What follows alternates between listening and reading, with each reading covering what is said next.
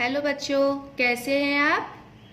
आज मैं आपकी पाठ्य पुस्तक आकृति के पाठ एक नानी का संदूक कविता की व्याख्या करके बताऊंगी। तो आप सबको मेरे साथ इस कविता को पढ़ना है और इसकी व्याख्या को अच्छे से समझना है। तो बच्चों, हमारी इस कविता में एक नानी जी के संदूक के बारे में बताया गया है कि उनका संदूक कितना अनोखा है और उसके अंदर हमें क्या क्या मिलता है। चलिए शुरू करते हैं। नानी का संदूक निराला हुआ धुएं से बेहद काला, पीछे से वह खुल जाता है, आगे लटका रहता ताला। आपने देखा होगा संदूक, देखा है सबने। हाँ, हमारी नानी जी और दादी जी के पास संदूक हुआ करता है।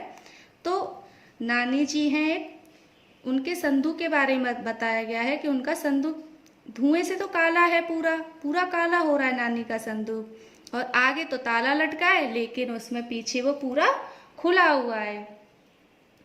चंदन चौकी देखी उसमें, सूखी लौकी देखी उसमें, बाली चौकी देखी उसमें, खाली जगहों में है जाना। तो कवि कहता है कि हमारी जो नानी है, उनका जो अनोखा सा संदूक है उसके अंदर आपको चंदन की चौकी मिलेगी, सूखी हुई लौकी, जो लौकी रखी रखी सूख जाती है ना, तो ऐसी सूखी लौकी मिलेगी, और जौ भी मिलेंगे आपको उसमें।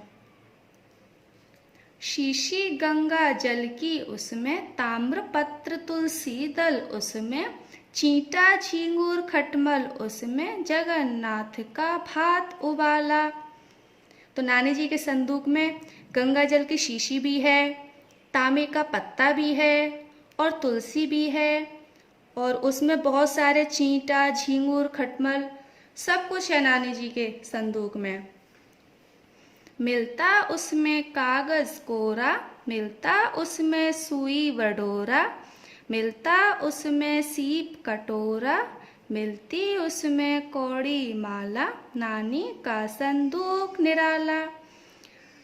तो बच्चों, देखते हैं अब नानी के संदूक में और क्या अनोखा मिलता है।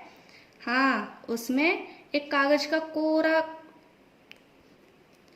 आपको नानी के संदूक में कोरा कागज मिलेगा, उसमें सुई और धागा भी मिलेगा, एक कटोरा भी मिलेगा, है ना, जो सिल्वर का कटोरा होता है, और उसमें आपको कौड़ी भी मिलेगी। तो आप देखिए, हमारी इस कविता में जितने भी ये चित्र दिखाई दे रहे हैं, ये सारी हमारी नानी के संदूक में मिलेंगे।